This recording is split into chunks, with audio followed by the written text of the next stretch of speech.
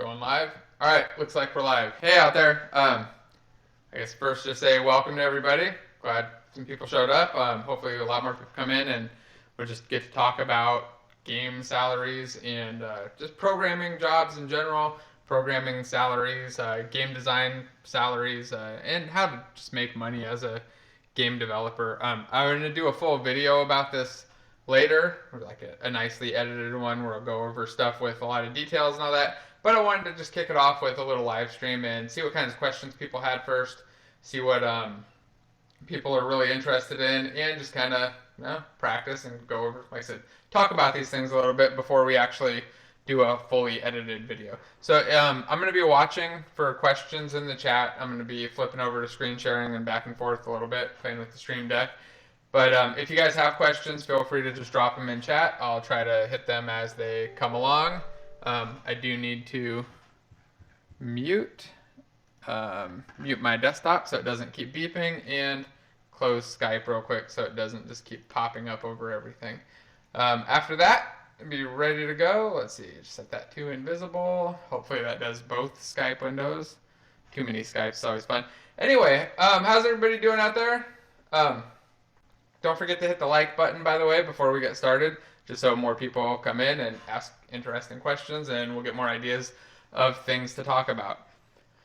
So, yeah, if you got a question, feel free to go ahead and start off with it. Otherwise, I'll just get going with some of my thoughts on game development, pay, career, salary stuff, and maybe talk a little bit about like when I started out, what I started out at, and how I increased my salary continually, that process. Let's see, I'm going to watch real quick and see if a question pops up here. And if not, then I'll just get to blabbing and I'll just watch questions constantly back and forth. Whatever. I'll just start talking and I'll pay attention to the questions. Try not to get distracted. I do need to move OBS out of my way, though, because it's super distracting watching yourself talk. Oh, okay.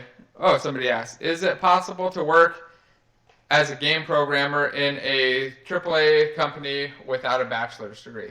Oh, definitely. Without a doubt. I mean, I'd say most of the game developers that I've known personally who worked in a AAA company either didn't have a bachelor's degree at all or had a degree in something unrelated or relatively unrelated. Generally, like they had a degree in something where they were not studying game development or game programming. They were doing math or economics or political science or all kinds of different stuff, or just self-taught at home, learned on their own, which is really common as well. Is there bad echo? Somebody said echo. Hopefully it's not terrible. Oh, well, let me see what I can do about that. I want to get the echo gone. I don't know what would be doing that. Okay, let me see if I can figure out why there's an echo. I honestly am not sure. It's probably let's see. Oh, I bet I know what it is. No, is it? Okay, tell me if the echo happens to be completely gone. Oh, I see it. Never mind. Okay, sorry. I had two microphones on at the same time. Hopefully this is much better. One microphone is good, two is definitely bad. It looks like the main one's on now. So hopefully everything sounds better. Okay, let me take a quick look at these other questions. So I'm currently working on a project that has an expected timeline of 18 to 24 months. I was wondering, how do you keep motivated through the entire project? You gotta enjoy it, right? Like you gotta have goals that you're hitting constantly, and I'd say you gotta be making progress constantly. For me, at least, if I'm working on something and I'm not seeing constant forward progress, it can be a bit demoralizing. What I like to do is just make sure that I'm constantly updating things, getting them out, and showing people as well. Just showing other people what you're building, what you're doing, and how it's going tends to help a lot, at least for me, motivation-wise. I don't know that I'm the best motivator or anything, but those kind of the general rule that I try to stick to. Also, if you're getting stuck on things, try to not like dig in too long on a single problem. Hit some other problems like when you're stuck that let you kind of, I guess, refresh your brain, reset, and start thinking about other things. And then it makes the harder parts a little bit better. Let me see what other questions we got. Where do I get an internship in game development? Oh, that's something we'll talk about. I'll talk about that a bit when we get a little further on. And how do you know if you should test if you should leave your day job to become an indie dev? Well, that's an easy one. You should do that if you can afford it and you really want to be an indie dev. I would say don't just go quit your job and think that overnight you're just gonna like. What I would say is like, you don't want to quit your job and then go, hey, I'm gonna make this game and this game is gonna make me this much money and that's gonna be the solution for things. If you're expecting your indie game, or I guess if you're counting on your indie game to fund you completely before it's out there and before it's actually doing that, you're really taking a big risk. So you want to make sure that you're financially stable, that not making any money from your indie game, even if it completely flopped, you'd be okay. Now, that doesn't mean that you have to save up a ton of money before you can even start on it. You can always make a kind of a partial transition, maybe switch your day job into something where you're working part-time, switch to doing some contracting, maybe do contracting with your day job, and then take your, once your contracting part gets up to the point where you can do that enough to make enough money to survive, then start doing the indie thing and doing your contracting as well. So that way you have a steady revenue source, or even just like a part-time long-term contract would work too. So you have a steady revenue source, but you can still build your own stuff and not have to worry too much. The other thing you got to do is just really cut down expenses a lot. I remember when I quit my day job for good, the main thing I did first was just cut down expenses to the bare minimum. Go, hey, what do we need to pay for living, food, electricity, and just the basics? Let's get down to that, figure out what that number is, and then make sure that we can at least get to that, and then not have to worry about all the excess spending and stuff that comes along with having a full-time day job as a programmer, where you generally make a good amount of money. Which is, again, what we're going to talk about too. I got actually a bunch of game dev jobs up on a tab that I'm going to share in just a little while and just kind of talk about those. And let's see, what was this one? How would you recommend building a portfolio to gain experience? Well, I guess I don't know about the how, but I definitely would recommend doing it. Even if you got like no experience, you haven't really built anything, just take little games, little mini games, build them out, and then add your own twist to them, make them different and unique. So make it like one of the coolest ones I saw somewhat recently from one of the guys in the architecture meetup was Asteroids game. So he cloned Asteroids, but then made it unique. It had all these different, so it seemed like at first, the first minute you're in there, it seems like you're playing Asteroids, and then you get in and it starts to expand and things get crazy and complicated and really interesting and fun. And it was just a portfolio piece that he did, and I don't think he spent too much time on it, but I'd recommend doing the same kind of thing. Just build up little games and put them up. Since we can do WebGL builds, it's really easy to make them publicly available and let other people play them. So put them up so that people can play them and actually see what they're like, and just build a bunch of them if you can. It doesn't even have to be a bunch; just has to be, enough that you can showcase the best ones. If you have like two, you're probably good. Two good ones that you can demo. And again, they don't have to be giant full games. They can be little clones that are interesting to play. That's all you really need. Don't build something that plays bad. You want to have like good interaction and some good polish there, but don't go crazy with like, I needed all these complex systems and stuff. Otherwise, you'll just never be able to finish it, and it's not really a portfolio piece. Then it's more just, you don't want to have to explain it. You want it to be easy. Okay, let's see. What other questions? Is HoloLens going to make new opportunities for the future? I don't know. I always thought HoloLens would be awesome. It was really cool when I played with it. I thought it was the neatest device ever. I'm still waiting for it to become sunglass size. Once it's sunglass size, I think it would change the world. When that's going to happen, I don't know. I used to try to predict these things, and I just gave up because I've never been right about any of them. So it seemed like kind of a bad idea. Are you still planning on doing a video focusing on Odin? Yes, I am. Actually, I was talking to Brian a couple days ago. I need to do that. It's just been there's so many other things going on. I haven't gotten around to it. It's definitely something I want to hit soon. And how much time do you reserve for planning before coding? That depends dramatically on the project that I'm working on. If it's a big giant project, I'm building an MMO, lots of planning. Or building like a something that I'm going to work on for years, I'm going to do a lot of planning before I code. If I'm doing something that doesn't last very long, something that's a short-term project, a 2-3 month little thing, I don't plan too much at all, maybe an hour or two of figuring out what I want to do. And a lot of it is a mix between planning and coding. So I'll plan a little bit and then code a bit and then plan some more and code some more and try to keep really agile with it, because one of the problems I've seen myself do dozens of times is over planning and over preparing and building out. Like I've written down, I'm sure everybody's done it before, or at least a lot of us have, where I like wrote out all my classes on paper, architected the entire thing. And then when I actually build the thing, it's nothing like that, because when you're writing on paper, it's so easy to just not think about all the intricacies and the ways that things need to connect and how we want to do them. It's good for a general big picture architecture, drawing the big blocks, but when it comes down to like writing out classes and interfaces and stuff, it just becomes wrong every single time.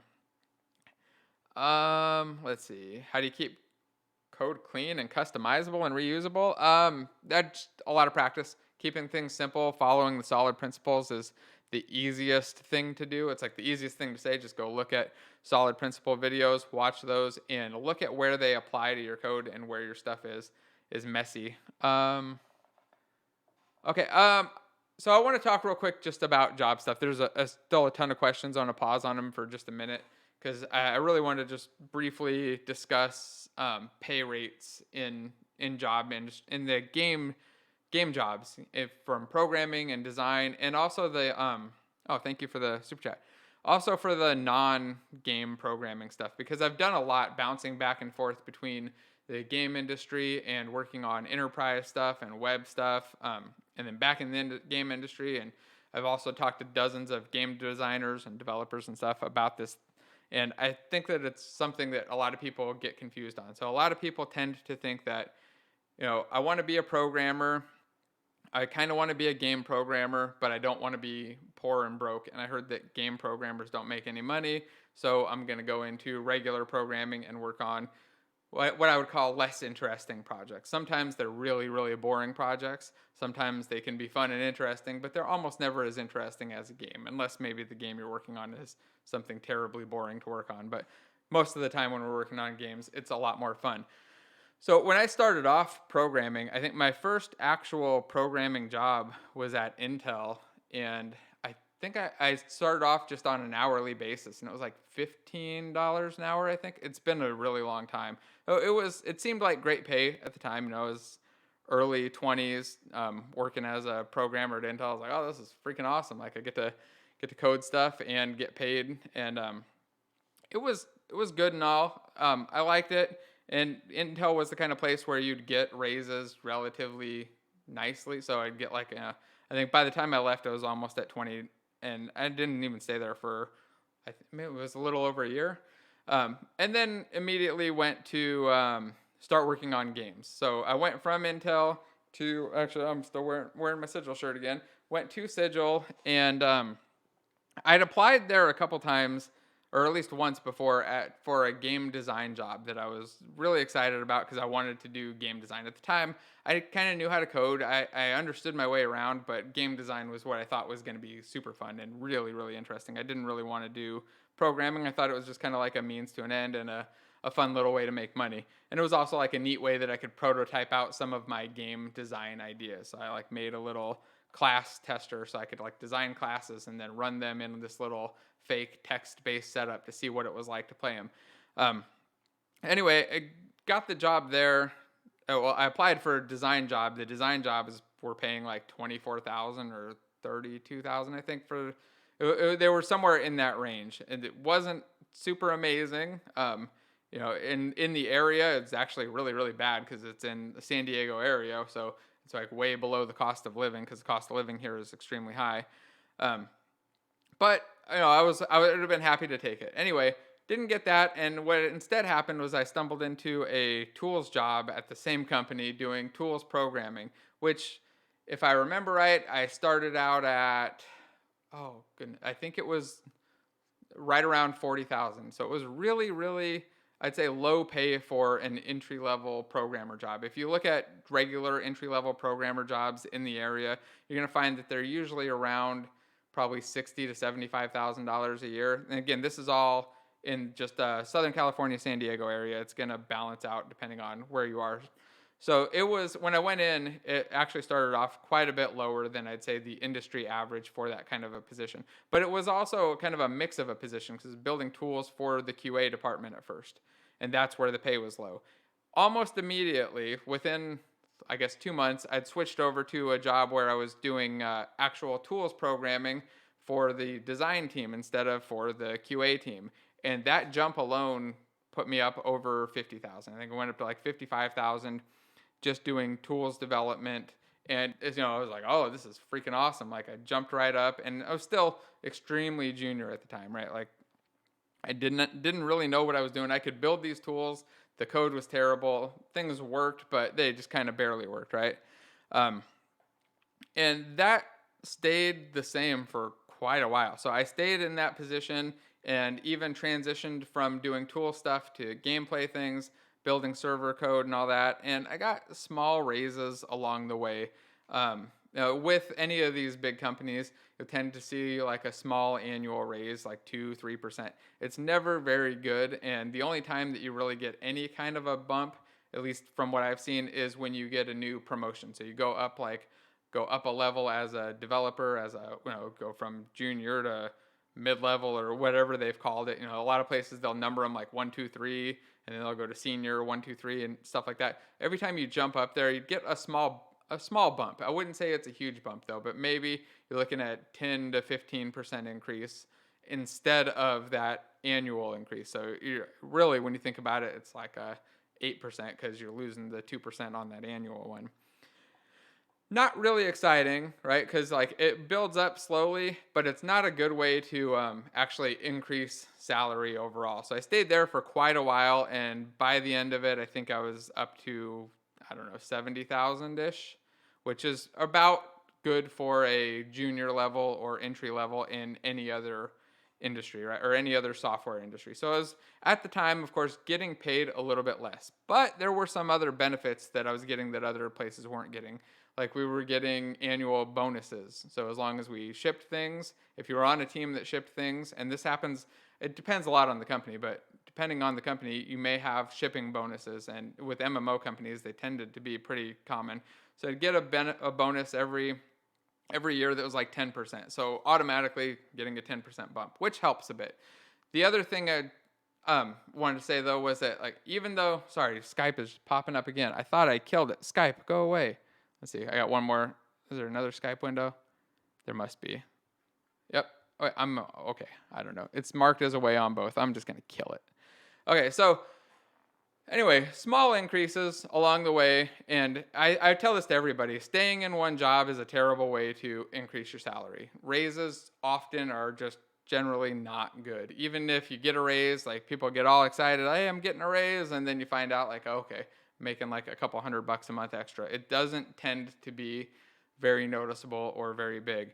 The bigger jump happens, and this happened a lot after I left here, is going from one company to another. So my recommendation when you leave a company is never go to a job that doesn't pay, at least 20% more. Ideally, go for more than that. So you want to keep kind of leveling up as you switch jobs. And that just means like, doesn't mean like, hey, you have to get, this job has to pay you that much more. If they're not going to pay more, then keep looking until you find something that's going to pay more. And by the way, I'm all talking about just full-time career stuff here. I'm going to jump into contracting and all the other things, all the other ways to make money if you can't find jobs locally or they're just not available, just a little bit after this. I just kind of want to run through the strategy that I like to use to just increase that pay and increase the salary. So once you make that jump though, or once you're ready to start looking at new jobs, just start looking at positions that pay a good 20% or more than you're making. Ideally, like, shoot for the moon, go for like 50% more. And that's kind of what I did. When I left there, immediately went to just about a 50% raise. Switched engines, switched jobs, and started working remotely at a higher rate. And it was awesome, right? I was like, okay, this is great. Starting to actually get up to a level where like things are really, really nice. So it's really cool. And then I just continued that path. So I jumped back and forth. So when I left Sony, I went to another game company making mobile games, and it was a big pay increase. After that, jumped over to actually working at Qualcomm, which was also well, it was about an equal level on the pay, except the benefits were dramatically better. And that's something that you'll find a lot outside of the game industry with softwares. The benefits can be really, really nice, like fully paid medical, you don't have to pay for anything, which, if you're in the US is great because medical costs and insurance costs are crazy in the US. If you're outside, may not apply as much. But here, if you go from a game job to a non-game job, you tend to find really good benefits and stock options and things like that. I'm not a big fan of going into those just because stocks always just confuse me. But you'll find that the pay doesn't really change much once you're at that level. So around the $100,000 level, or when you hit about six figures, the pay between the two jobs, that's about a senior level game developer or mid to senior level game developer and a mid to senior level engineer outside in enterprise stuff, you'll find that the pay is generally about the same. In fact, I've got some examples of that up on my screen that we can talk about in just a moment. But so going back and forth, then once you get up to that point, it doesn't make a lot of sense. But you can keep getting these benefits and bonuses as you kind of level up in them. The other thing that was really different about working in enterprise development versus game stuff is, I always see people ask about degrees. In fact, there were questions about degrees here. Degrees in game development tend to not matter. People care if you can code, and that's about it, right? They care if you can make the game, if you can do it right and it works. That's good. Having a degree can put you in the door. It can help there. It's not a limiting factor though, and it almost never impacts pay. In a big enterprise situation, because they're generally so big, they have pay scales based on very specific criteria, and one of those criteria is often degrees. So when I was at Qualcomm, an option to increase my pay, in fact, the easiest way to increase my pay would have been to go back to school and get a degree in something that wouldn't have really helped me at all. It wouldn't have helped me like learning wise. I wasn't going to learn much at all. It wasn't like new information. I just getting that paper would have given me like a 20% increase, which to me seems crazy, but I completely understand where they're coming from because it's just to keep everything level so that there's no favoritism and no legal issues that they have to deal with when you have tens of thousands of employees. So when you're in those bigger companies, the degree can matter a little bit. But for game companies specifically, I've never really seen it make a difference. Actually, I can't think of a single time where I've seen a degree make a difference in game development. Of course, learning the stuff that you learn getting that degree can make a difference on whether or not you get the job, but the actual specific paper or where it's from, nobody cares. Demos, like somebody just mentioned, demos are more important than a degree.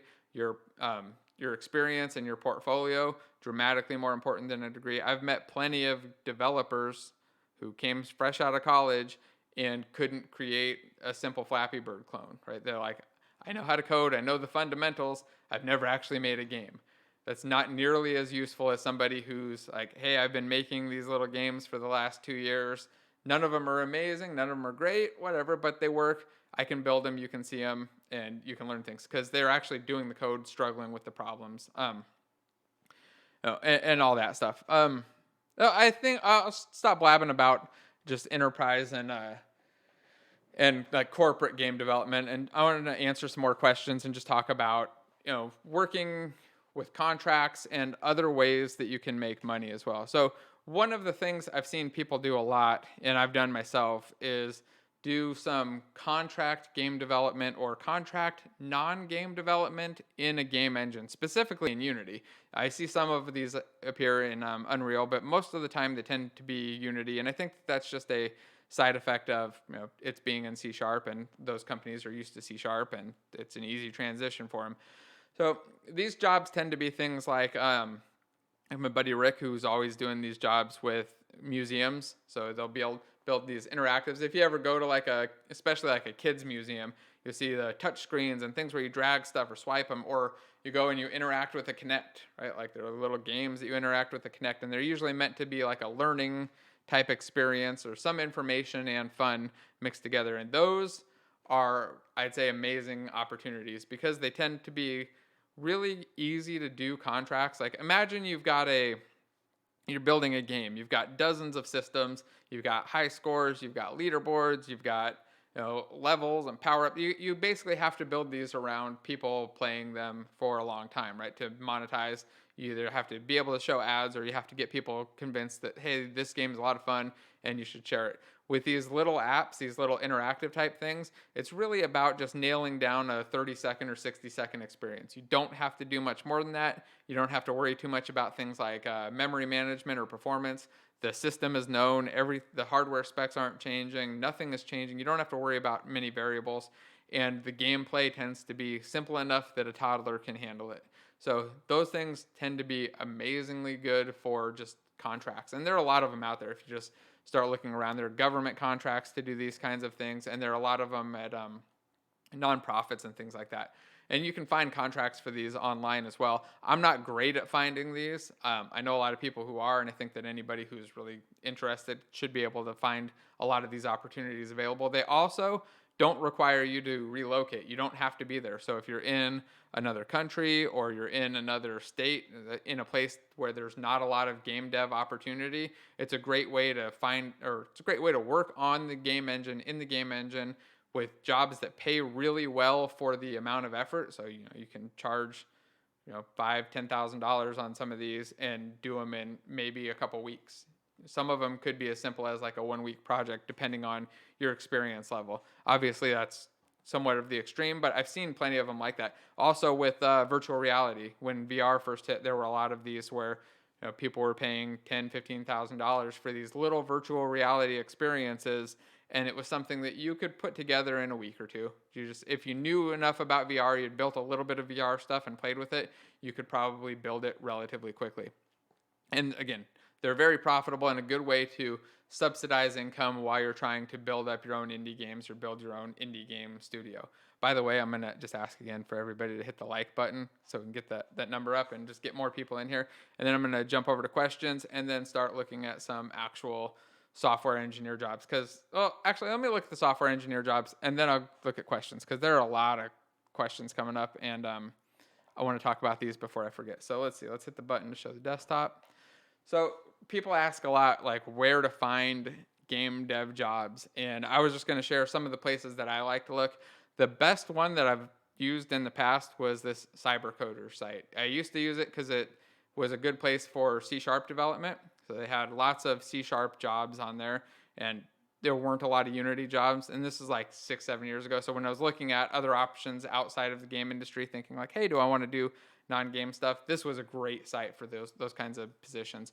But now it's also just a good spot for Unity jobs. There are like 31 listed here, but you can see just to get an idea of what senior level jobs tend to pay. And then also I want to note that a lot of these are not game specific. They're Unity jobs that are not really in games. Like I think if you click on a couple of these, you see that they're like working on simulators and other apps. Some of them are games, but a lot of them are more interactive apps that tend to be, I'd say, easier to build. A lot of the time they'll have like some little hard component that's very complicated and hard to figure out, but most of the thing is very easy to build. Or here, working on casino games. I've never done that before, but I've seen casino games. It's mostly a lot of flashy stuff, and then I assume some security on the base level to get stuff down and make sure people aren't cheating and stealing a bunch of money. But beyond that, I think that the majority of what you'd be doing in these kinds of games is relatively simple. I don't know the pay there, but I would guess it's over 100,000. And if we scroll through, like here's another casino one, 100 to 120. And this was kind of an interesting one. So an Unreal job in San Diego. I wonder if I know anybody who's working here.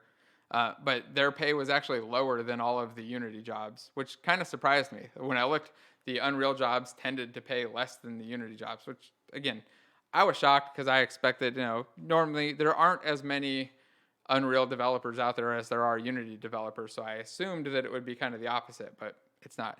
And I mean, it's still not bad. Like the money is good, up to 120,000. The other thing to note, when you see these job postings like this, a lot of the time they're trying to go for the low number. So just expect that they are shooting for the low number, and if you want the high number, you're going to have to tell them, and you're going to have to be somewhat forceful on it. In fact, even go in above the high number and maybe negotiate back down to whatever their max is. Don't go in saying, "Hey, I'll take whatever." Go in saying, "Hey, on this, like, I'd like 130. Maybe we can do 120 and some benefits or something," and then negotiate down instead of up. Of course, if you're just coming in and you're not really senior and you don't feel comfortable at it, it might be harder. But if you're at the senior level, I'd push for that.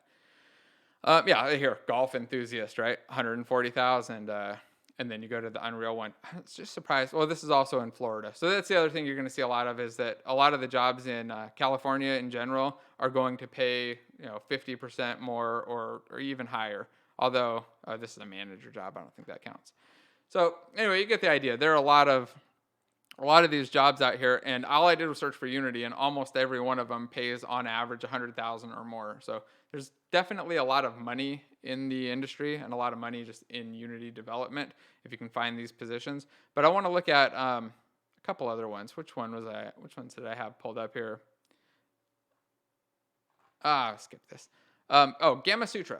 So the Gamma Sutra jobs board is another good place that I always would search. So just look on here. There usually aren't as many jobs on here anymore. I don't know if it's just that the board's kind of dying or whatever, but I used to search and find a lot more. There's still some Unity jobs, though, if you search. And here's a place where you might actually find some design jobs. On the cyber coders, you're never going to find game design jobs. At least I can't imagine you would, because it's called cyber coders. It's programming, it's not a design type thing. But here you might find artist-specific jobs or game design jobs. I don't see any game design ones up here available. The other thing I don't particularly like about the Gamma Sutra job board is that they don't just list compensation almost ever. It's very rare that you find it. Like, go click on one. Yeah, it's very rare that you'll see the info there. So I don't know what these positions are paying, but I would expect them to pay about the same, again, depending on the area. I would bet that the ones in California are paying quite a bit better than the ones in Chicago. But let's look at, where was the other spot I was looking? LinkedIn. So I did a quick search. I was kind of curious what LinkedIn jobs were like. And I actually saw game design jobs on here. So they had game design positions paying around 50 to 60,000, and that's about what you can expect as a game designer. And as you level up as a game designer, get more experience and get more contacts, you can bring that number up, and you can get kind of pushing into the six figures. If you get to a creative director slash basically like a studio lead who's like the main designer there running things, you can easily get into $200,000-$300,000 salaries. I've seen that a couple times before. I've also seen that for DBAs and game programmers who just stay at a company for a while and are really good and just kind of get to the top. If you get to the top of these, there's a little bit of space in there for ultra high paying jobs. They don't tend to last super long. Like most of the people I've seen fall into these that are getting paid $200,000-$300,000 a year, and they're doing it for 3 or 4 years, and then something happens and they change and everything goes away. But then they just go on to the next one, and then they use that previous salary as justification why they should get the same amount in other places. I was looking at these though, like senior software engineer. Oh, and looking at the base salaries here. So these were more Unity jobs. And here it doesn't say what the job salaries are for these specific ones, but I thought it was interesting seeing the estimated salary of senior software engineers in the area, and they were estimating these be about the same. I would bet that it's actually higher. So this job probably pays quite a bit higher than these values here, just based on the area and the title and a little bit on the description. I want to jump over to questions because I feel like I've been talking nonstop. I need to listen and see what everybody's curious about and start answering. So what about jobs in Europe? I'm just going to start reading them as they pop up. I don't know. I've heard that the jobs in Europe tend to pay quite a bit lower, and I don't know if there's a reason for that. I don't know how accurate it is. I've never had a job in Europe, and I only know a couple people who lived in England or Ireland or Germany who told me what their job salaries were. They did seem to be lower, but I don't know why that is specifically. Or I think it's just probably in the amount of money available plus the taxes and stuff. But I couldn't tell you. let's see. I'm living in Norway. What's the process of getting a job in the USA? I don't know. If you're doing contracting though, so if you're doing contracting and set up your own company, I think it's dramatically easier depending on how easy it is to set up your company because a company in the US can hire an out of the country company to do things as on a contract basis relatively easily, but hiring an employee from outside the country requires a big visa process that I don't know much about. I know that it's expensive and lengthy, and people generally try to avoid it unless there aren't better options. So if you're like really good option, then they'll do it. But otherwise, it's kind of hard to justify. When I was at Qualcomm, we actually had a lot of people there on visas who they just had a program that made it relatively easy for them to do it. But as a giant mega corporation, in the smaller places I've seen, I've almost never actually experienced that where anybody came in from another country unless they were being contracted. And we've done that quite a few times where we contracted out to other people either through a site like Upwork or through their own companies. Usually it's through their own company. They've set up some, whatever the version of an LLC is in their country, and they work through that. So let's see. As a recent grad with a CS degree, what's a good way to get some experience in the field?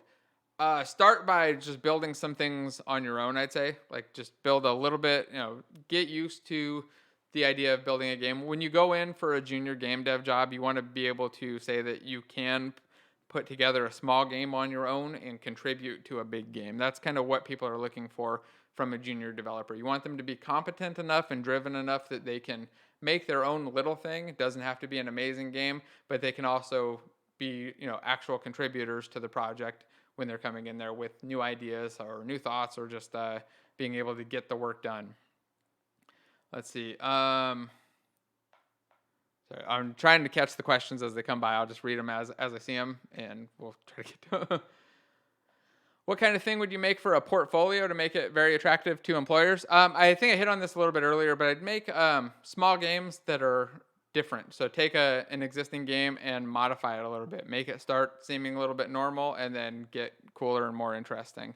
And I'd probably stick with 2D games or small mini games. You want to do things that the people can play in 60 seconds and get an idea of. Because when people are looking at your resume, they don't have 15 minutes to go in and play your game and understand all the intricacies or read a crap load of dialogue and quest text.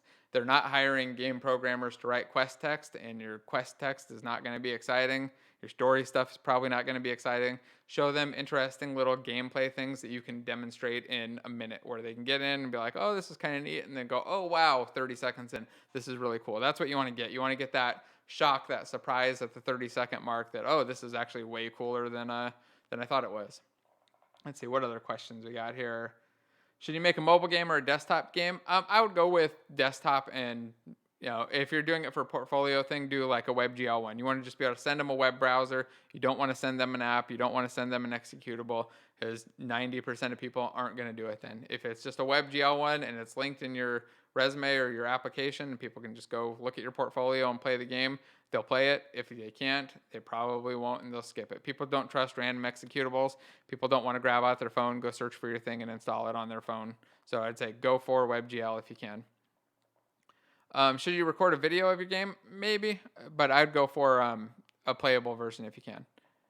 How can we know if we have the programming skills required for a job? Is Unity programming certification something companies are looking for? I've never known anybody who looked at the certifications, but I mean, they kind of came out somewhat recently. People may kind of glance at them. I think that would apply a lot more in the contracting sphere when you're doing contracts with people who aren't game developers as their primary role. So you're working for those museums or other people doing the interactive things. Those certifications can help kind of sell you and push you over somebody else. For an actual game dev job, I don't think that they matter too much. But if you want to know like if you're qualified for it, I'd say usually what I recommend is look at the responsibilities part. In fact, like we could look at this one right here. Responsibilities and qualifications tend to be completely different. The responsibilities often will tell you what the job actually does, and the qualifications will tell you the list of stuff that people were able to think of when they were filling out a list of qualifications and realized they only had two things there. Most of the time, the stuff on the qualification section is just It's extra nonsense that doesn't really matter. I've got a dog barking problem. um, but what I look at with the qualifications is usually the first 2 or 3 tend to be what people care about, and then the rest aren't important.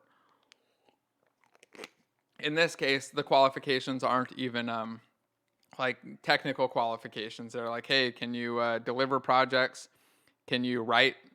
And are you motivated? Like, nobody is going to disqualify themselves on any of these. Like, you should look at, I guess it'd be right here, like on this one, and I would skip that. That says ideally. Ideally means cut it probably in half. Like, if you've worked a little bit on games and you have direct experience with Unity and you have experience with iOS and or Android development, probably okay. In this case, I would say if you're good enough with Unity, like you've built some games, you can build mobile games, and you're you've done some stuff for one of the 2 platforms, probably apply. A lot of time what I see is people self-disqualify before, even trying. So they'll look at a job, they'll say, oh, it's got all of these requirements. Like, let's go look at another one. Like, what do you need here? Optimization in Unity, like rendering in Unity with Shader Lab, asset pipeline, emphasis on robust code, mobile development. There are a lot of things listed here. I would say if you got that, you're good, probably. These a lot of these qualifications probably don't matter too much. Well, in this one, if you're actually improving the art pipeline, then the Shader Lab part might be the most important part here. And sometimes it's really hard to tell. You just kind of have to guess. What I recommend, though, is if you hit a third of the qualifications or you feel like a third of them are good, just apply. Like, go in there, give it a shot. Worst thing that happens is people reject you. It's not like people reject you and then years later you don't get some other job because you applied for this other one. So just generally, if you hit about a third, go for it. And again, worst case, you have an interview doesn't go good, and you learn and you get better at interviewing. The other thing I would recommend, I recommend this to people, but it's kind of I don't know if I should recommend it publicly, but apply for, when you're starting to apply for jobs, don't apply for your dream job first. Apply for some jobs that you'd be okay taking, but you don't care if you get, right? Like, apply for jobs on projects that you might not find the most exciting. Because if they go bad, and you're not going to feel bad about it, and you're going to get better at the interview process while you're doing it. So I find that if you're going in for a job that you really, really want, it's like the dream thing, you really want to do this job, you're going to be nervous, stressed, and it's going to be hard and difficult, and you're not going to have a great experience a lot of the time, especially if you don't feel overqualified for the job. If you're going in for something that you don't really care about too much, that like, hey, this would be a neat paycheck, it could be a fun project, but I don't really care. It's not like the dream thing, like I'm working on whatever this game is. Go in there and just apply for it and go through that process, because like I said, you'll be so comfortable because you don't care if you get the job so much. And also, this isn't like if this is your only source of income. This is like while you're doing something else, you have some steady income. Go in for these other options and just feel it out and get used to the questions. I've gone to so many job interviews that like you just get used to seeing the same questions a lot of times. Like, people ask the same things, people ask similar things, and when you fail in the interview, if things go wrong, ask a lot of questions, because what you'll find is you'll learn things that will help you in the next interview. Every time you go through that process, you'll learn things that help in the next interview. Alex just mentioned that he hates the coding part of interviews. I hate the coding part of interviews too, because it's always on a freaking whiteboard. One thing, if it is a job that you really, really want to do, one of the things I've done a couple times, and I think it kind of works great, is just figure out exactly what they're doing and see if there's something that you can provide code-wise before you go in there. Like, if they've got like, hey, we wanted, like, our big goal here is like to improve the art and animation pipeline. In this case, it's probably not a great example, but say they've got they want to do a new networking system. Build up a little networking system example and show it to them. Explain to them the cool thing about it, especially if it's something that you're good at. Find one of the things that you think that you're really good at that they can use, and then build that up beforehand and bring it in. Of course, you don't want to do that for all projects. or all interviews. Do it for the ones where you actually find it interesting and you really care, or you think that the topic's fun and interesting. Another thing I've seen is doing game demo tests. So like they'll be, hey, go build this little game as an example to show us how you would build it and submit that. Those tend to take some time, but they're worth it. A lot of people complain. They're like, oh, I don't want to go build this little demo just to apply to come work at your job. And I'm like, if you don't want to do it, then bye. We'll bring on the next person who actually like wants a job. And I know it kind of sucks because it feels like, for some people, it feel like you're working for free, but you shouldn't really think of it as working. I think of it as I'm learning for free, because either the thing is really easy and it's just brain dead simple and I don't have to think about it and it's just like an hour or two of me, screwing around in Unity or something, or I'm learning a new problem and finding a solution and taking it as a learning experience and also using it as a kind of a practice to hone my skills, get better at it, and clean things up so I can submit a really nice, clean project to them. And even if I don't get the job, I've built this thing and it's something that I could maybe use as a portfolio item or just for fun, like a learning experience. And learning new stuff is always good because it's going to help you get the next job. What do you think of Socket.io suitable for transport layer in Unity? If you want to do an MMO in Unity, you need to be using UDP. I don't know that I would use any pre-built systems right now. I haven't seen any that I think were perfect for it, because you really want a garbage collection free UDP based system. You don't want your networking layer causing garbage collection allocations on your server and freezing things up. So it's not an easy thing to deal with. I haven't used Socket.io personally, so I can't specifically speak to it, but all of the existing network engines or network systems that you grab for Unity tend to be TCP based, and they tend to allocate at least a little bit of garbage all the time so that it's building up and eventually you're going to collect.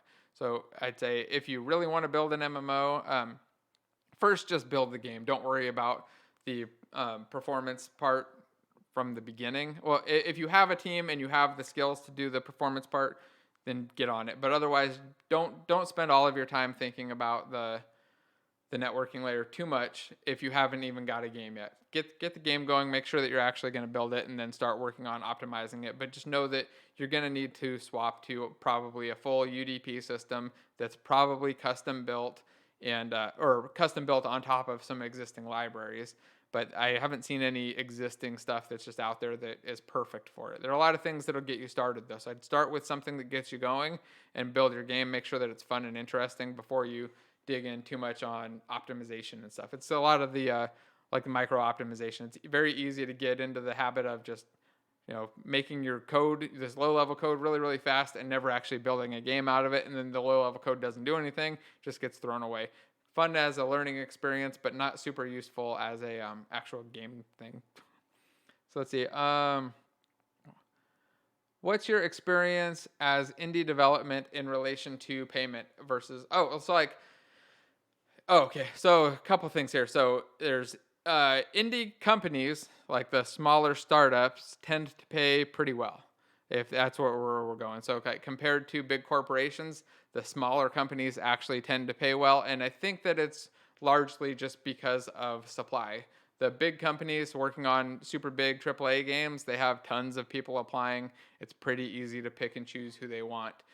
Smaller companies are trying to get good developers and they're really fighting for it. So the pay rates are dramatically higher. I'd say 20 to 50% higher in a smaller indie startup a lot of the time. Working independently on your own, though, it varies dramatically. So if it's your own game, I would expect it not to make a lot of money at first, especially if it's your first one. It's probably not going to make enough to sustain you long term if you have any level of expenses. I mean, if you're able to live cheaply, you can definitely do it. Or if you happen to get lucky and get a big hit, you can do it.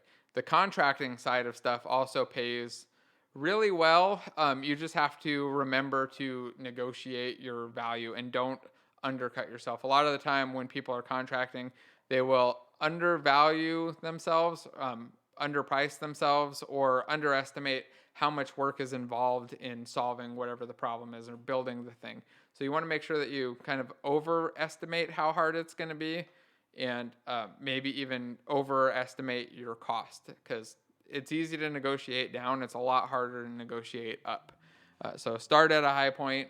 Obviously, if you're desperate for something, you need the money, then don't be so picky on it and just get the money in and then work on getting it somewhere else. Work on a higher paying one somewhere else. But yeah, just overall, I'd say that smaller indie companies, in my experience, tend to pay the most, and they're usually startups that are well funded. That's the way it usually goes. Is these what is this? Like this one right here that pays up to 175, backed by notable investors, right? Like, I get the feeling that they've probably got a good amount of money, and there are a lot of those out there. Let's see what other questions we got here. What's better, a private website or a social website to publish games? Private website for sure. Make one that markets yourself, advertise yourself on the site. You're the only thing on the site. You don't want them being confused, distracted, or anything else. Just put it up. You can throw up a website for like $10 a year. It's relatively cheap. Get a domain name for it too. Don't be like jason.myspace.com. Just go get a little page, set it up with a nice little theme.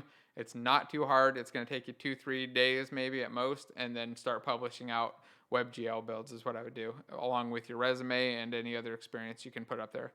How long have I been a developer? It's been a very long time. I don't know, 15, 20 years, something like that.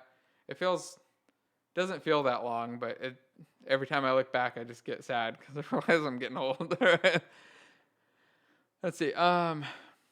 Do you still think that developing an MMO is a mistake for a solo developer? An multiplayer online RPG, not massive.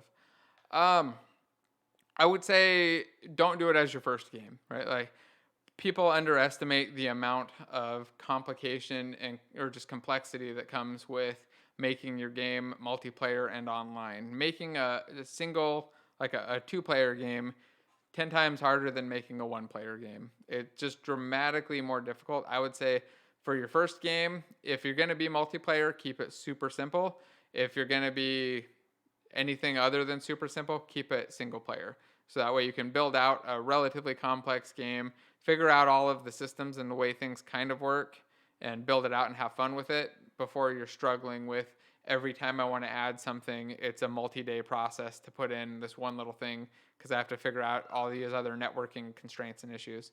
So I'd say, yeah, I wouldn't go for a solo MMO. I wouldn't try to build an MMO myself solo because there's just too much work. Even a like large scale RPG, you're gonna need designers and artists and stuff. Probably there are definitely some cases where you could build stuff without, but I would say stick with a smaller scope, and you want to be able to build something that you can actually finish and release. Because building a game that you never ship, it's just disheartening. It's sad. Like you can learn a lot from it, but it's nowhere near as exciting as building something and getting it out there. And it's definitely nowhere near as valuable as building a game and actually releasing it. So shoot for things that you can get done for sure, and then kind of level up from there. So besides Newgrounds, what other platforms can I put a demo up for my indie game? You can use, if it's a WebGL, you can use simmer.io. It's one I've used all the time. Rocco runs it. Or you can just self-host them on your own site. WebGL ones are pretty easy to do. You could also publish to Steam if it can't be WebGL. It's only $100 now to publish to Steam. You just got to go through the process. And could be worth it too. And there's nothing bad about saying, hey, I've got 2 games on Steam. Even if they're not great games, the fact that you went through the process, you got the games up on Steam, you got approved and everything, and had at least a couple people buy it, download it, and review is good. Yeah, itch.io is a good one too. I just use Simmer because I like Rocco, and I think the site's really easy to use, which is nice. Okay.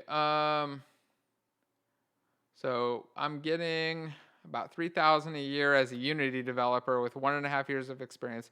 What should I do? The thought of switching technology. I'm not sure I understand the question. I don't think switching technology is necessarily going to make you any more money. I mean, depending on your area, there may be just non-Unity jobs out there. I would look at other industries, though, that are also using Unity. So, I mean, a lot of time we talk about game dev for Unity, but there are also like enterprise applications that do this outside of the contracting stuff. There are car companies now using Unity in their systems. There are normally I can think of like a dozen different industries, but I see them all the time, like underwater exploration stuff, space stuff. There are a lot of things where people want to visualize things. Biochem, there's actually a good amount of that in the area where people are using Unity to represent biology stuff or chemistry in VR or in 3D so that they can see it all and interact with it and see how things are going to work. And a lot of the time, those are, again, relatively simple jobs. There's one part that's hard, like the hard thing that's already figured out, and your job is to put a visual layer on top of it. Those jobs are great, and they tend to pay really well because there's a lot of money in those industries, and the people who are already working there don't have Unity experience. They're not building games. Also, real estate. That was another big one, especially with the VR boom. There are a lot of VR real estate companies popping up, and a lot of existing real estate companies wanted to do their own VR thing, where you're basically setting up scenes that look around and look at pictures. I mean, there's a bit of work to it, but getting a job in there isn't too hard because you don't need to have some advanced experience. You don't need to worry about really complicated things, and they pay great because they got a ton of money. Oh, Jason's got a question. As a Unity contractor, 3 recent companies I worked for in the medical industry, aeronautics, and museum. Yep. Art installations. I totally agree. I've seen a lot of people do that. That and, like I said, real estate. They're big because there's just a lot of money there. A lot of money, and there's not a lot of people doing that. There are people doing other programming, but not that.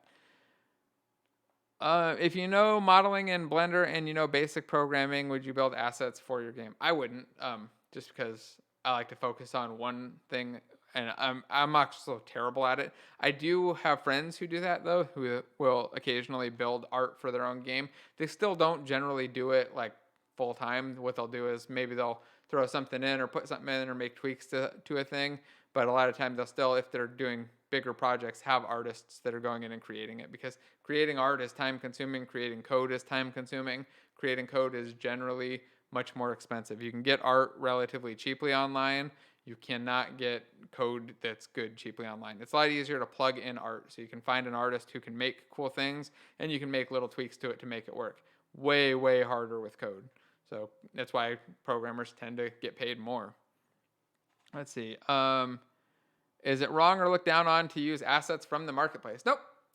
If you're only using assets from the marketplace, it can be bad, but people use assets from the marketplace all the time. You're talking about the Unity asset store, I assume. I don't know of a developer who doesn't have dozens or hundreds of things from the asset store. A lot of the most experienced developers I know have spent thousands on the Unity asset store. I think that's a good way that Unity makes a ton of money because the engine's free, but a lot of people use the asset store. If you're relying on it solely for your code, though, that would be a problem. So it's good for finding solutions to things or some pre-built systems, things that are difficult to do, that aren't a key or core part of your game. The asset store can be a good fix for that. You always, of course, have to look at things and make sure that it's not causing other problems. But I would say don't just avoid it by default or anything. Definitely look at it and look at the code in there too. You can use it as a learning experience. Let's see. What do you think of hyper casual non-core games trend? I think it's popular for a reason because it's easy to just grab a phone, play a game for a few minutes while you're sitting waiting for something, and then get back to something without having to think about it too much. So I can understand where it's coming from. I don't know how you get successful in it because there are so many people doing it and they go so fast. You can release 100 games a month probably. Well, I guess couldn't do that much. But there are thousands of games coming out every day on the mobile apps or mobile app stores, and a lot of them are these hyper casual games that are small clones of things. I think if you've got something that's a real passion project, it's going to probably do better than a hyper casual thing. But I also think that building a lot of little hyper casual games is a great way to learn because you're trying things, you're restarting over and over and over, and you're practicing. It's like intentional practice of coding and creating new projects. So if you're not sure about like whether or not you should build one, I would say build a couple. They're fun to build.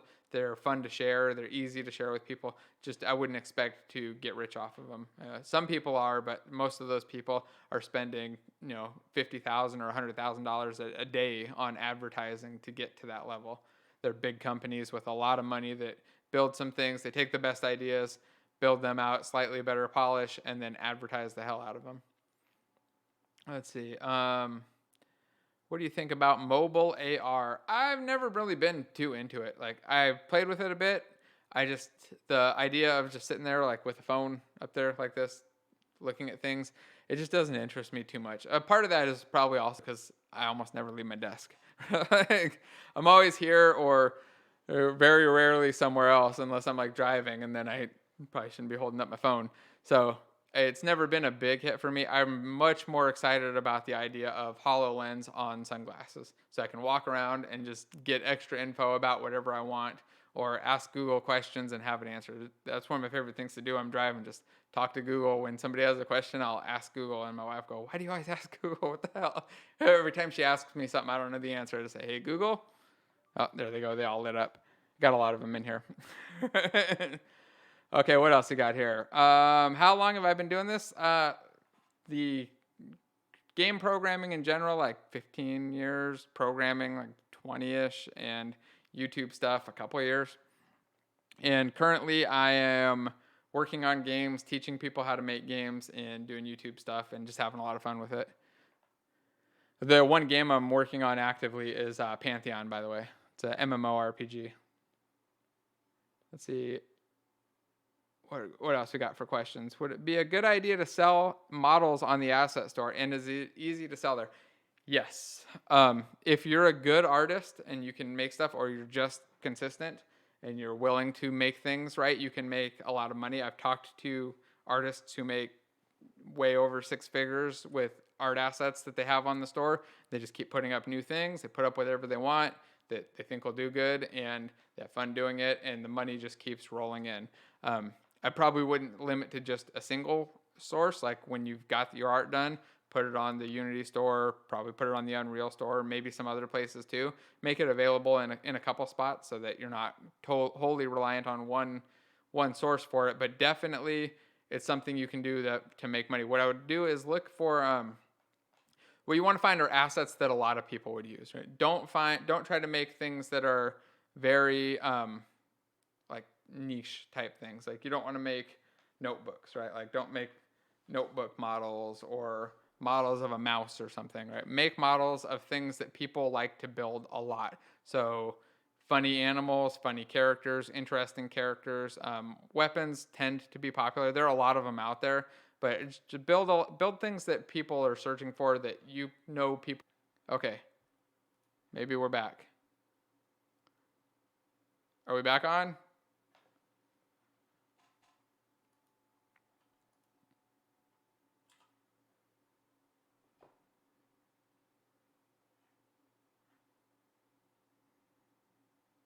All right, are we back? Sorry.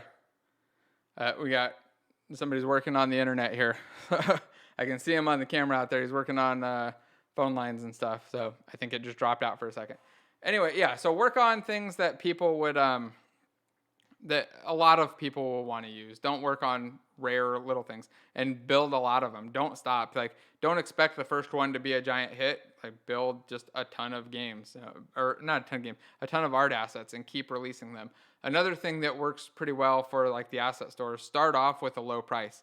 Come in at a very low price, get a lot of reviews on it, and then raise the price later. So, start with like an introductory price that's half or a quarter of what you think the actual price should be, or maybe even down to like 10%, so you can get hundreds of reviews ideally, or just dozens of them. Get them in there so that your asset shows up and is reviewed well. But when you're doing it too, make sure that you keep things clean. So there's one thing I hate: when I pull in a project or an asset and it's just a mess. Like, the textures are all named weird, the models are named weird, none of the naming makes sense, the folder structure's all messed up, the prefabs are missing the materials.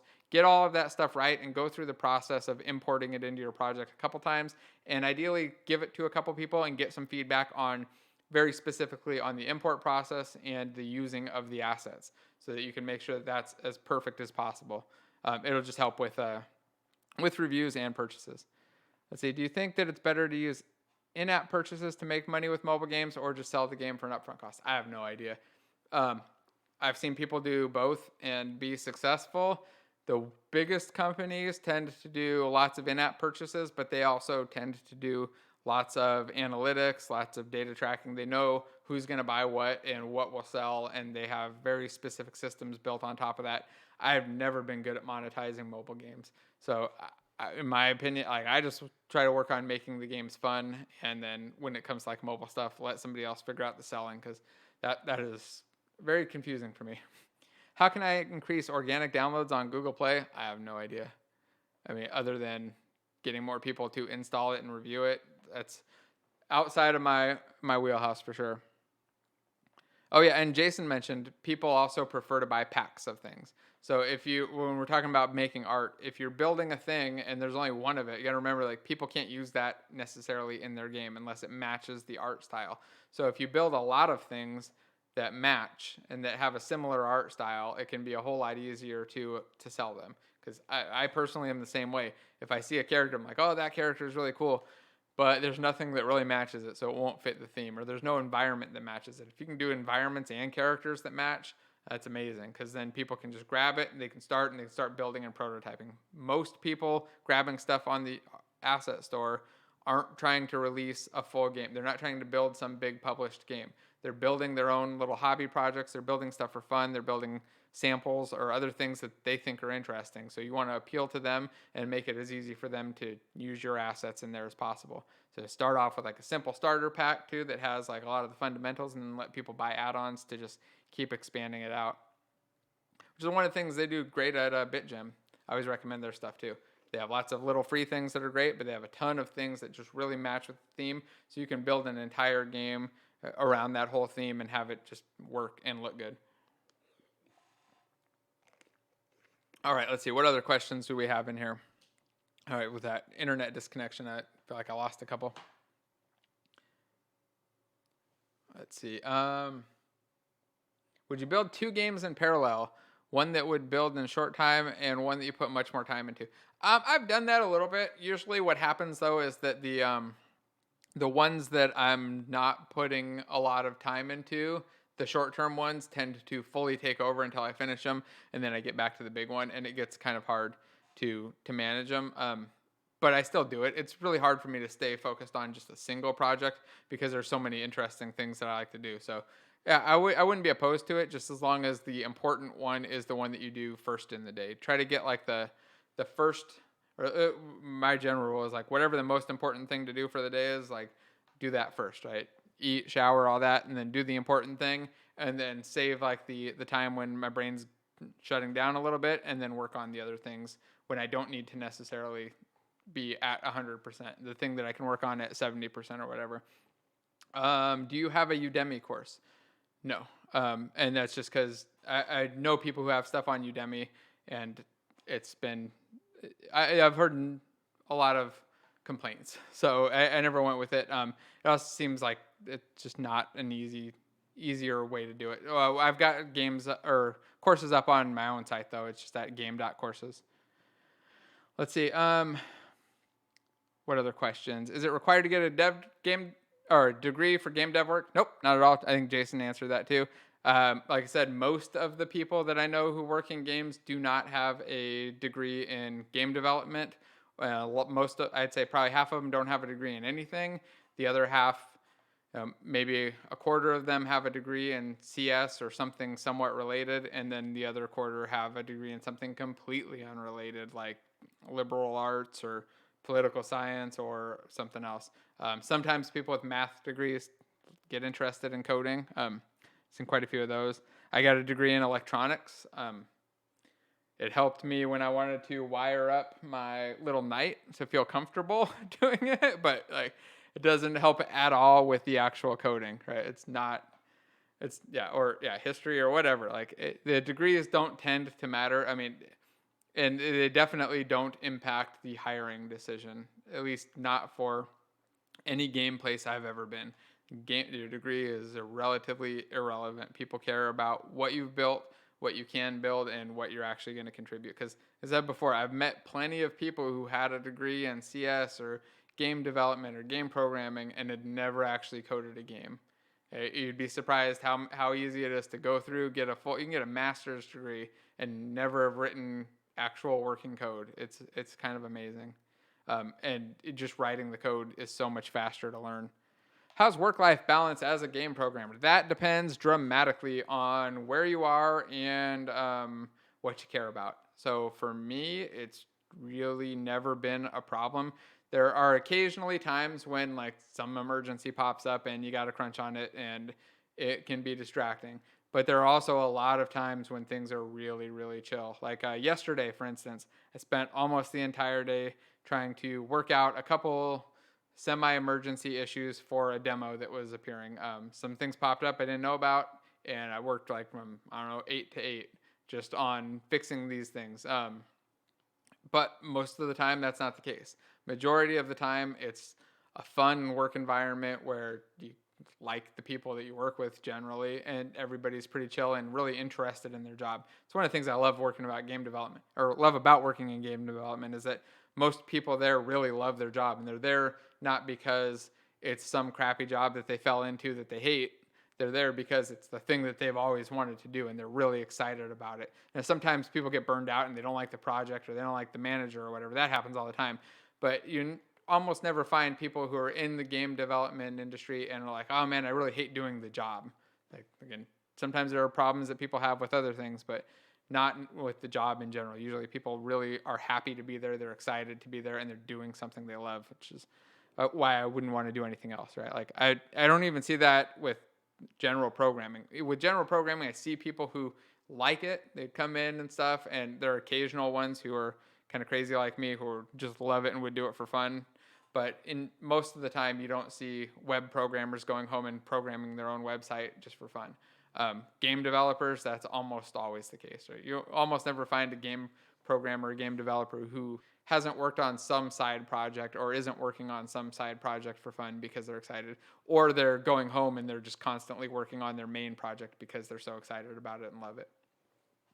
Let's see. What programming concepts help the most when doing game dev? There are a lot. I mean, really, keeping things simple is probably the hardest one. You're going to remember to keep things simple and keep things fast, but not try to optimize too early and make sure that you're profiling. But generally, you want to keep the code as simple as possible to get the job done, and keep it clean. Don't put in hacks. When you see like quick hack here, quick hack there, this is another little hack. Like it's very tempting to do that, and I see it all the time when people are coding. It always bites you in the ass. So just avoid the hacks and keep stuff clean and simple. And practice a lot too. Have fun with the practice. Let's see what other stuff we got here. Oh yeah, Alex mentioning it happens sometimes with standard programming too, where you get into it, you get really excited about it, and then you fix the issue. I'm with you there, Alex. I've done that with, like I said, that most web developers don't do that, and most enterprise. I've done it myself though, like where I'm like, hey, this is an interesting problem, and I just learned about this brand new solution. I remember when I saw Akka.net, a buddy of mine, Aaron, was showing it off. He built it it's like a port of Akka from Java, and I was like, oh man, I spent a ton of time just learning it, trying to figure out how I could use it and how I could apply it to my day job. I was like outside of work, just constantly learning about it and trying to figure it out and building little apps around it because it was fun and exciting. But most of the time, that's not the case outside of game stuff. With game stuff, you'll see that for almost all of us. How do you balance learning new things and experimenting with things that you know? I don't know. I think like experimenting with things I know is a lot like learning new things. That's the reason I do it. Yeah, I don't know. One thing, let me think about that. I guess one thing I think is interesting with like outside of learning new things and just like building up existing skills is sharing the stuff that you're building, sharing the code that you're building, and getting actual feedback from other developers. Ideally, developers who have more experience or around the same level. If you're getting feedback that like, oh yeah, that looks good, then it's not really helpful. You want to get good feedback where people are like, that's interesting, but I would probably do it a little bit different, and then have them explain how they would do it different. There's nothing better than having somebody explain how they would address the problem in a different way, and then taking that and kind of absorbing it. Sometimes it's not always the right thing to do, but most of the time you're going to learn something there about how you're coding and maybe some shortcuts or easier ways to do things that you've been doing. Let's see, what else we got here? But if you have to choose between a solution that will work and it's messy, should you just make it work that way or spend an amount of time designing a clean version? So there are edge cases where sometimes you have to have it working by 5 o'clock and there's no other option. You either get it working or it's a disaster. In that case, put your hack in and then clean it up tomorrow. Like, don't leave it messy and dirty, because it's not gonna save you time. It feels like you're saving time. You save a little bit at first, and then it's gonna cost you a ton more time later. I wish I had my little technical debt chart. Got it printed out somewhere. I think it fell. I don't know, but I have this little chart. It just shows kind of the downsides of technical debt, because it's easy to put in hacks early and stuff goes really, really fast. But as you put in more hacks, things flatline or things slow down or things even start going backwards where your code just gets worse. Let me see. Where's that technical debt thing? Let me see if I can pull it up. I wonder if this has it. There's this really cool little chart that showed it. This isn't it. Was it Bob Martin? I can't remember. I have to find it. Images. Yeah, like this. This is the one. Let's see if we can pull it up here. Okay. Terrible at making an image full screen. Let's see. Let's just save it and open it. Way too many button clicks here just to get a big picture on here. But here's that chart I was talking about. So see, like what is this? This is I don't even remember. This is the speed basically. So I'm doing a terrible job of explaining this. I need Chris on here to explain it. Basically what happens though is that as you build things and hack stuff together, you can put things together really quick. Your speed goes up fast, and you're getting a lot of, as you're building up technical debt, you're getting some business value. This is not the image that I was looking for. Where's that payoff one? I don't know. There are a lot of them out here. Just read about technical debt. I'll do a video about it. I feel like I'm doing a terrible job of explaining it. But generally, as you put in the hacks, stuff slows down. Where's the one that showed the... here we go. Technical debt and productivity. So you start off with very high productivity, and everything gets fast, and then as the debt builds up, if you're not paying that off, and paying off technical debt is really just cleaning your code, getting rid of the hacks, making things clean, simple, and solid. So if you're not paying that off, eventually your productivity level starts to drop. And like I said, sometimes it'll even turn around and kind of go in reverse, where you're losing more value than you're gaining as you're building things, because everything that you do requires you to work around some other hack, and you've got to constantly add them in, and every change you make requires a dozen more changes suddenly. Ideally, when you're adding things to your project, when you're adding functionality, you don't want to have to touch any existing classes. That's like the ideal situation is like, I want to add new functionality. I create a new class, implement some interface, and I'm done. That's it. And that just works, and it's maybe a page, and that gives me my new bit of functionality. That's what you want to go for. It's obviously not always the case. There are going to be a lot of cases where you still have to go in and mildly adjust things, especially if you're not in a released project. But you want to shoot for that. You want to shoot for as little technical debt as possible and constantly be addressing it. If you're never addressing it, it builds up and becomes a nightmare, and everything breaks when you try to fix it. Let's see. Somebody's saying thanks. You're very welcome. Thank you for that. I'm an indie dev, but I only made $100. I have no idea how to market. What's the most important marketing strategy other than social media? I'm not personally very good at marketing games, but the best recommendations I've heard are to build up the audience long before the game is out. Build it up while you're working on it. Don't keep it secret. Share what you're doing, share what you're building, get feedback early, and let the community not just help you develop the thing and help you design it, but also help you market it along the way. If you build that following up for the game before it comes out, it's a whole lot easier to market than you say, hey, I've got a game that's out along with the other 5,000 games out there. Again, I'm not very good at it. That's not the kind of thing that I'm experienced at, but that's the best idea that I've heard. The best recommendation is.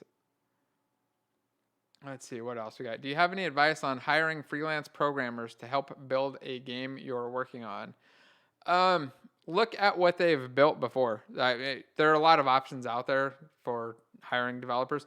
I would say if you understand the code and you can read code, get copies of a project that they can share. If they don't have anything they can share, that's kind of a downside. Like, it's probably an issue. You're probably not going to find great quality code. If they have something they can share, look through the code and see if it's something that you're going to be okay with. A lot of the time, it's kind of a crapshoot. You got to look and see. Like, you could find a great developer who's going to do really clean stuff that really works great, or you could find somebody who's going to fill up your project with technical debt and make it impossible so that the next time you bring on another programmer, they go, oh yeah, this all needs to be scrapped. It's all not useful.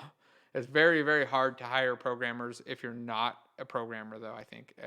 It's hard to do a good job of it, at least. I'd also ask other programmers to vet them if you happen to know some that you can ask and have them just kind of vet the existing code or the submitted code that they're applying with. Let's see. What else we got? Would you share your game development on YouTube when learning? Yes. Yeah, I would share it. There's no reason not to. There's no downside to sharing what you're working on as long as you're not breaking an NDA or doing something that's going to get you sued. Unless, yeah, most people's code is all the same. There's nothing special about it, nothing secret. Very few people have something that's, worth hiding and not sharing. I would just share it, share away, let people see what you're doing, let people learn from it, and let people get excited about it. Let's see. Jason's answering some good questions about working in the EU, which is great. And mentioning meetups too. That's another thing. If you're looking for a job in the industry, you just want to get into game development, I recommend it to people all the time. Most people still don't do it, which is why it works so well. Go to meetups. Look for Unity meetups in the area, and don't just go once. Go regularly. Go every time. By the time you become a regular, you'll have a job there. You'll know people that are hiring there. You go there and just loosely get into conversations. Be nice. Don't overpower the conversations or anything. Just kind of listen, ask questions occasionally, talk a little bit. But you'll meet people there who are hiring. There's never a Unity meetup where there aren't people who either their company is hiring or they're hiring or they know somebody's hiring.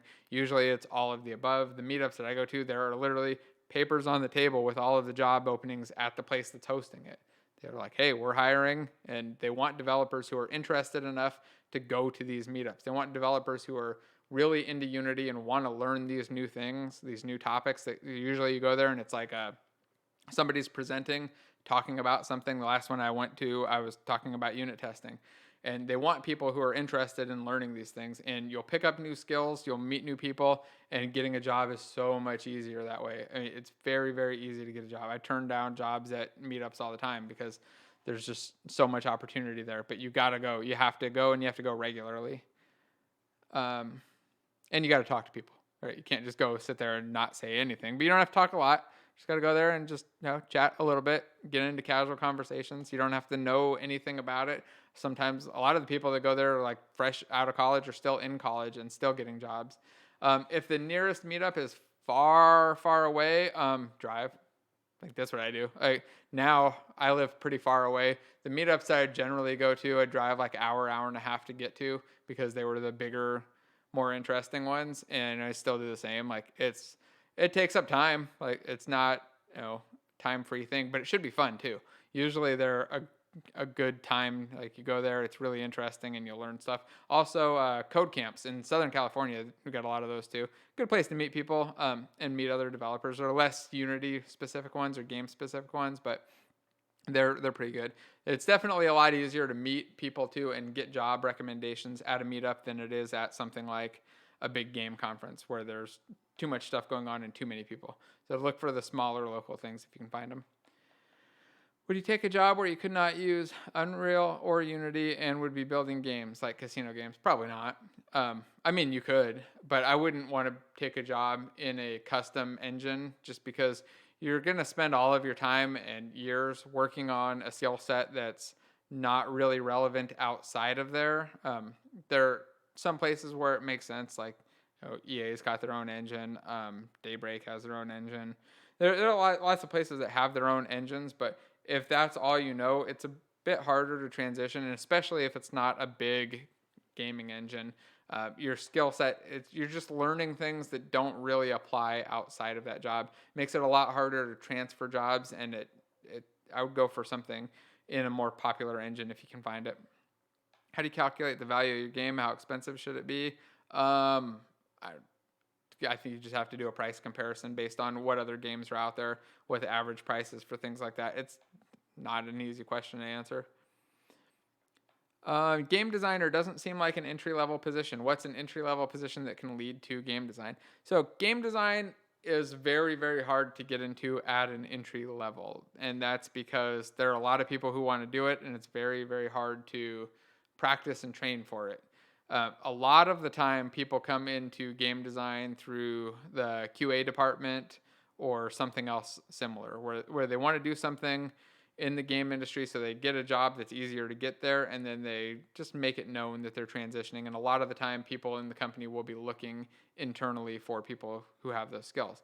Also, you can practice some game design of your own, design your own games and things like RPG Maker, where you can build out a whole game and show the design and show the interesting things.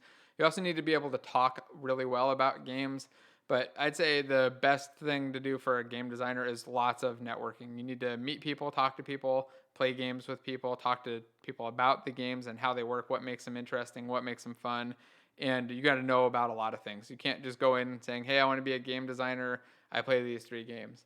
You should know about a lot of different games, a lot of genres, a lot of what makes them interesting and fun, because if you can have those conversations with people, it's a lot easier to get in. Also, if you know where you're applying for a game design position, figure out who you're going to interview with, figure out what games they've worked on, play their games. I mean, I'm the best game designers I know that go and they're applying for something. Not only are they're gonna look at what everybody on the team has worked on and play all of those games, get familiar with them enough to be able to talk about them. They're also going to play the crap out of the game that they're applying for. They're going to come in with lots of feedback that's logical and makes sense. Not complaints, but feedback on easy ways to improve things, because they're going to ask, like, how would you fix the game? What would you change? What would you make better? And point out the things that people are complaining about and possible ways to address them, stuff like that. You really want to play them nonstop. Like my buddy Salim, he does this all the time. When he would go in for jobs, he'd play a game for like a month, and he'd play like 8 hours a day, all of his spare time, getting good at whatever it was, so he could really talk about the game beforehand. And you definitely have to do that. Like I said, it's harder to get into. If you go in through QA or something, it's much easier. If you go in through programming, it's even easier. But it's harder to make that switch from programming to design, because the second you try to do it, you realize that it's a giant pay cut, and you're like, oh, wait, maybe I don't want to do it. Okay, I'm gonna take a couple more questions, and then I gotta get rolling. But I'm gonna do a full video on this stuff sometime this week too, I think. Let's see. Would you build a non-games and then put them in your portfolio?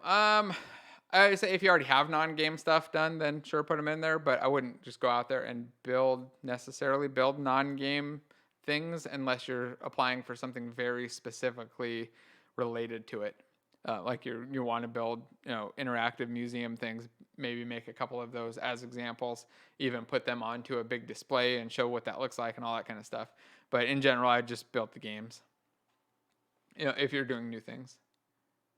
But yeah, and like Jason said, everything you make should go on your portfolio as long as it's good enough. If it's not good enough, if it looks bad, doesn't play well, or it's buggy, don't put it on there, because you don't want to give a bad impression. You want to give the good impression, or just fix it up so that it is good. And recommendations on clean code. I like it all.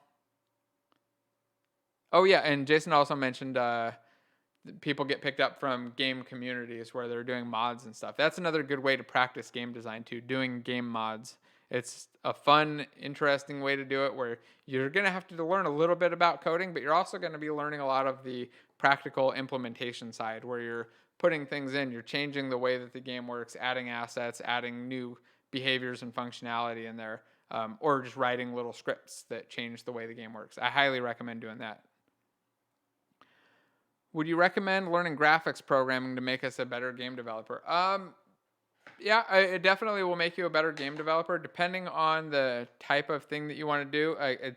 It can be a big focus or a very light thing that you do. A lot of the time, what I see for game developers is most are okay with the graphic side, good with the gameplay side, or really good with the graphic side and okay with the gameplay side. It's rare that people are really good at both because they're somewhat different skills, somewhat different thinking, but you definitely can do it, and I wouldn't say you shouldn't do it. I think you definitely should. But if you want to do all, like if you want to be just a graphics programmer who just focuses on that stuff, those jobs definitely exist and they pay pretty well. There are just less of them available because there's usually one or two on a team, and then there are a lot of other programmers doing the rest of the stuff. So it's a good thing to do. It's definitely good, especially if you're on a smaller team. You definitely need to get really good with the graphic side. And I mean, even if you're not really good with it, you should still understand it and be able to work your way around it. Okay, I would like to make a small game studio, but I feel as though I would like to learn more programming knowledge. Will your Mastermind Architect course be a good way to start? I would think so. I also have the game dev course that comes with that, and I think it's a good way to start, but you have to ask other people who've done it too. I mean, I know people who've done it and liked it and did well and got into the game industry, started their jobs, but if not, let me know. If you sign up and it doesn't turn out that way, let me know, and I'd send you a refund. Let's see what other questions we got. I'm going to go for like 5 more minutes, then I think I need to hop in the car. I think I'm already late for a meeting. I totally lost track of time. I realized when I talk on these things, I'll just keep talking and talking and talking. You got any other questions? Oh, besides your videos in YouTube, how to stay motivated for solo devs? For me, it's all about just pushing things out, releasing games and releasing things that you're working on, showing other people what you're working on. It doesn't have to be on YouTube. It can just be your friends, your kids, whatever, your parents, whoever is available. Show them what you're doing, and as you start to get the experience of, oh, that's cool, oh, wow, it's super motivating like that, at least for me. Like having people play the things and seeing what you're doing, it goes a big, big way. Also, don't try to build things that are impossible or too big. Like always try to shoot for things that you know you can get done, and get those done first. Obviously, big lofty things are great, but you don't want to do big lofty things that you're never going to finish. You have to get the things that you want to get done or that you can get done and can release. Those are what I'd work on. Yeah, and watching other devs, that's always fun too. And just chatting with other devs. Join some groups, join some meetups, talk to other people about your progress. If you know a group of game developers, that's something I'd highly recommend. If you happen to know, 3, 4 other game developers, just set up a weekly call where you guys hop on, chat for an hour about game development, how things are going, how your projects are going, what problems you're running into, and help each other along the way. I would say keep it simple, keep it short, and low pressure. You want to make it so that it's something you can keep doing. I do these. I have a couple of these every week where there are calls that I just get on. I talk to people about things that we're working on that are related, and we just discuss them and help each other out, give each other advice. And it also is a great motivator because you're like, hey, I want to have my thing to show at my next call next week. I want to, be like, hey, I did this part and this is it. And if I got stuck, usually after a while, people get comfortable, start motivating you and talking about it. And if you don't know people that can do that, just find some. Just start reaching out, looking for people. Hop on Discord. I got a Discord server. Put the link in here or something. And then, or hop on anybody else's game dev Discord server and just look for people who you can set something up with that, like that. That's what I would do. References and unities are a good way to manage it, especially with the strategy pattern for non-mono behavior classes. References. So a lot of the time you would recommend is the flyweight pattern there.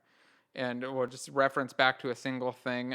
Depending on the type of thing, sometimes I won't even reference a specific thing, like thinking of MMO development specifically. I don't even keep a reference to this specific thing ever. I'll just keep references to IDs and pull those from a cache every time I need them because they'll change constantly, and I want to be able to reload and modify them without having to keep a reference to an object around. Best thing though, go with at least flyweight pattern where you're not duplicating memory and not creating copies of everything for every instance of an object that you create. I'm not sure that covered the question great, but what about building a free game and sell assets that you used in it? I've seen people do it. I think that usually it's because they built the game and the game's not selling well, so then they're trying to sell the assets. It's probably not the most profitable way to do it. You probably make a lot more money just selling the assets if you're making the art and the assets. I'd go that way, and then maybe build your game for fun too. But if you really want to make money off of the assets, you've got to go in more of a you got to go in thinking about building things that people will want to buy for 10,000 games or 100,000 games, not just for one specific type of game that you're building. Now, if you're building like a first-person shooter that's a common theme, then maybe that just works. But I wouldn't say that I would build the game first if you want to do asset sales. Thoughts on ECS? I think it's cool, exciting. I'm interested to see where it goes in 2020. Still not really using it in anything, just because it's still changing, still getting tweaked. And I assume that by the time I actually start implementing ECS-related things into a project, it will be dramatically different than it is now. I don't have any specific use for it on anything that I'm working on. And like I said, it's still a little bit early, so I'm just not really diving too much into it. I've played with it a bit. I think it's neat. The performance benefits can be amazing, and I'm curious to see how much of that just gets wrapped into the engine as well, so that I don't have to write any entity-specific code or less entity-specific code, and it just kind of all works. But I think it's an interesting thing to learn about. I think you should be at least tangentially aware of how it works. Go through a demo or two or a project or two and just build something out. Like when we played with it and made like a really simple little simulator. Don't try to make a game. I wouldn't necessarily go that way. Just make like a little simulation that shows things and shows kind of some of the neat things that you can do with it and some of the benefits of it, just so you can understand it. But I wouldn't think like, hey, I need to make a big switch to it yet.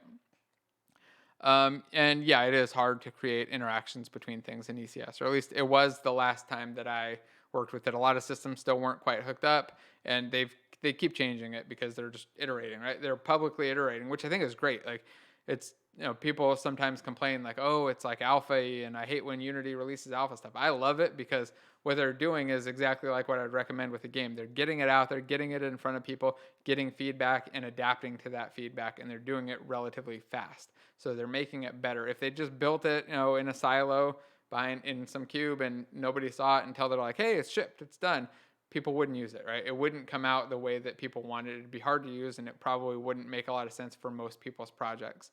The way that they're doing it now makes a ton of sense because everybody gets the opportunity to try it, learn from it, and see what other what changes need to be made. Let me see if I can switch my OBS back. Forgot, I'm not even showing anything on my desktop. Okay, I'll read one last question and then I gotta get going. Is it possible to make money on a game that has no advertising until after release? Is it impossible to? Probably not impossible. I think it's just dramatically harder. I think if you're advertising your game before release and you're building up the hype, it's going to be a lot easier to make money. I mean, I've released games with a really short timeline, didn't even plan on releasing them, and made plenty of money on them, but it's not a common thing. And those were VR specific, so it was a nice niche market that made it simple to get in early. But yeah, I would say try to get pre-orders, try to get people, if you can build it for Steam, get it on the wish lists as much as possible and get the hype out there long before, do it a year before you're releasing. Don't wait until like a month before you release to try to build up the hype there. Just start working on it right away. And that's what every big company does, and they do it for a reason because it works. So you want people excited about it. You don't want people surprised like, oh, some new thing came out. Never heard of it. Maybe I'll check it out later. You want them to be like, oh, this is coming out next week. I'm excited to try it.